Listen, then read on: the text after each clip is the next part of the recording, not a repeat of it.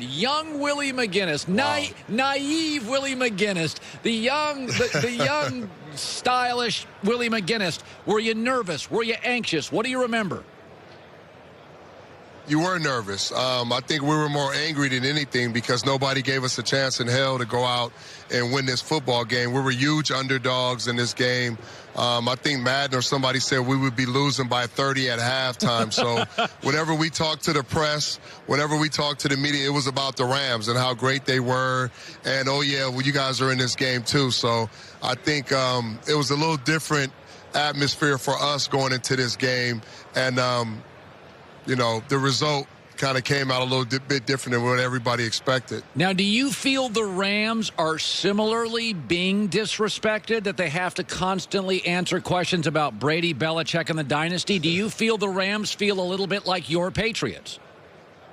Absolutely not. I think this team is deservingly supposed to be here in this game. They've played great all year. They've been constructing this team for the last few years to get to this point.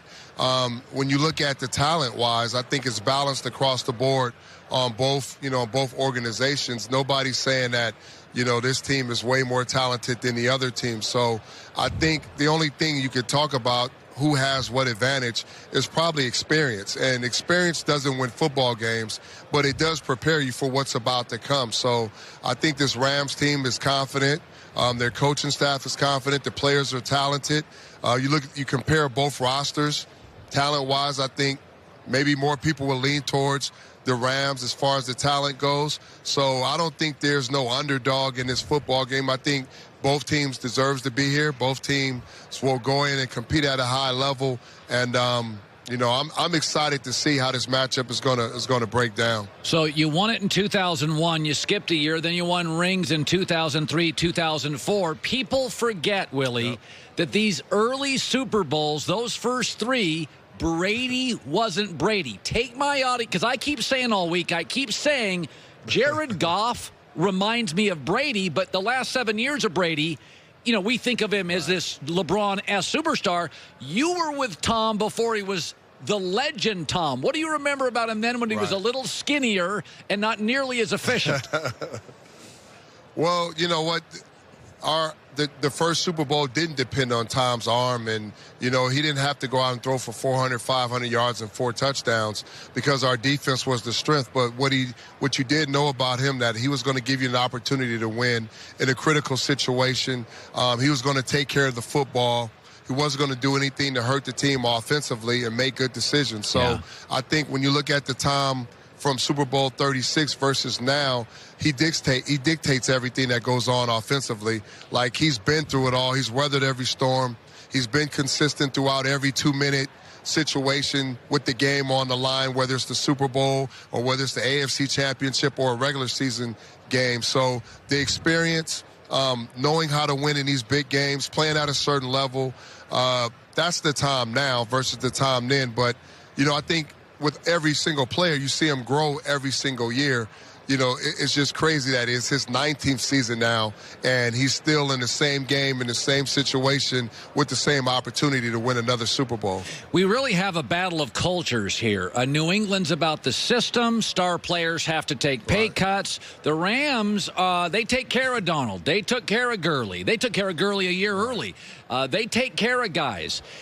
One is more star comfortable. One is more leaning to system. Now that your career is over, 12 years New England, 3 Cleveland, you made your money, you have the rings. If I told you could walk into the league today and have the New England system or the player empowerment system, what would you choose? I would go to the New England system because the players, you can have a great system. You look at all the systems, Colin, throughout the entire league. You can have great systems and great coaching, but you got to have the players to go out to sacrifice individualism and buy in the team, and to go out and execute those systems and play at a high level and be consistent. The one thing is, Belichick understands that he created a great system for us to play in, but you still need a certain pedigree, a certain style of player to go out and play at a high level in that system. You look at Sony Michel and James White and Hightower and all these guys, McCourty, all these guys that's played in this system, Tom Brady for 19 years. if you look at guys that play consistently in this system, Julian Edelman, who was a quarterback coming in, who's now a star receiver in this league, a system gives you an opportunity. The player, if you go out and execute and play at a certain level and you're consistent, that gives you an opportunity to become a superstar or whatever within a winning system. So you can have numbers and have stats and be great and come in to a certain place and don't win any games and never play in the biggest game of your life, or you can buy into something and put team versus individualism and become a star within the system and win Super Bowls. I choose that any day, hands down. Willie McGinest, an all-time great, busy guy. We're going to let you go in Atlanta. We appreciate you giving us 7-8 minutes of your time, Willie. Thank you. See you back in L.A. Always a pleasure, Colin. Thank you. You bet. By the way, it was about 2 years ago, one of my criticisms of the American media, myself included, I created something a few years ago called Colin's Right, Colin's Wrong on Monday. And the reason I did is because I saw so few people in the American media, political or sports, tech media, political media, sports media, acknowledging, I whiffed on that one. So I created a segment, 10 minutes every Monday. It's our highest rated segment, by the way. I acknowledge. I have strong opinions. Sometimes I whiff. One of my frustrations with the political media and sports media, but more the political media, they never admit when they're wrong. They create a narrative, and they'll be damned if they're going to change it, even if the candidate, the Senate, the congressman, the governor has a good day, good week, good policy. About a couple years ago, the media announced that football would no longer last in 15 years. It was ending soon. It was simply too dangerous. The NFL, always nimble, has done a tremendous job in just 2 years to make this game safer. One player is missing from the Super Bowl. I watched the Lakers-Sixers last night. 3 starters were out. One player is missing from the Super Bowl in this violent game. Think you could acknowledge that in a tweet? But it is interesting because the one player most of you didn't see in college, I got lucky. His name is Cooper Kupp. He went to school where I went to school, Eastern Washington. One of the reasons I like New England in this game is I don't think the Rams have ever been the same since he got hurt. He's the only missing starter. If you look at Jared Goff's numbers with him and without him, there is a stark difference. We think Goff is tied to Gurley. No, he's tied to Cooper Kupp. One key ingredient was missing in this Rams offense, and Sean McVay decided to cook a whole different meal. They have become much more the two-headed running back monster over a passing team. This happens to young quarterbacks. As they're growing and learning the position and trying to catch up to the speed of the NFL, they tend to have a go-to guy, a security blanket. Marcus Mariota had Delaney Walker. Dak has Amari Cooper. Andrew Luck had a guy named Donnie Avery. Remember him? Not the most talented. First couple of years, Andrew Luck was always looking for Donnie Avery. Patrick Mahomes has Travis Kelce. Carson Wentz and Zach Ertz are tied at the hip. Cooper Kupp was Jared Goff's security blanket. And you can look at the numbers for our television audience. It's stark, the difference with him and without him. Almost 3 yards more an attempt with Cooper Kupp. Goff lost his security blanket. It may have just been one ingredient, but it clearly forced the very, very nimble Sean McVay to not try to fool anybody with the same chili in the same dish. He kind of made up a new meal. This team has become very much about the O-line, much less about Gurley. It's become more about running than throwing, though I do think Goff is an underrated talent. But we should acknowledge this is one of the healthiest Super Bowls I've ever seen, and the league has done a pretty good job. And duly noted, they are going to consider altering the kickoff this offseason.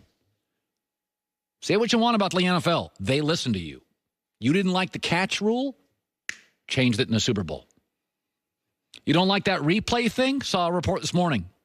May be able to review PI. They listen. They've heard. Done a good job on this. Coming up next, Danny Amendola. Somebody told me Danny Amendola doesn't like me. How could a Patriot not like me? I mean, how could a New England Patriot... I'm a great American Patriot to begin with, and then I'm a New England Patriot homer. I mean, Brady clearly thinks that you think they have no skill players. Somebody told me Danny Amendola used to get mad at me. Did I ever take a shot at Danny Amendola? I can't keep track of the shots that you take, but people do take what you say very seriously into the heart. All right, Danny Amendola is going to be joining us. Are you going to ask him? I like my slot receivers. My diva wide receivers I have no time for. Odell Beckham wears me out, but I like my Wes Welker. What if he just comes on the show, yells at me, and leaves? Well, what happens there? We're going to have some You think Baker Mayfield and I have problems? Danny Amendola next. We're all ready for spring and summer. And even here in Los Angeles, we had an incredibly wet last 2 weeks. But for most of America, all of America, for the next 4 months, it's either winter or it's spring, and it's wet, and it's cold, and it's rainy. And that's the time to make sure when you're on the road, you want better visibility, you want to see more clearly, and you want to drive more safely. It's Michelin Premium Wiper Blades.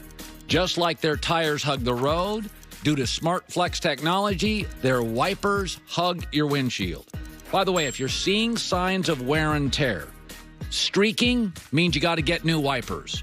Smearing, new wipers. And squeaking, I've had that a couple of times. Time to get new wipers. Don't wait. Get on it. Winters, we're right in the middle of winter. It's late February. We got 6 more weeks minimum of winter. Be ready. See clearly. Drive safely. Better visibility. Available at Walmart, Pet Boys, and other fine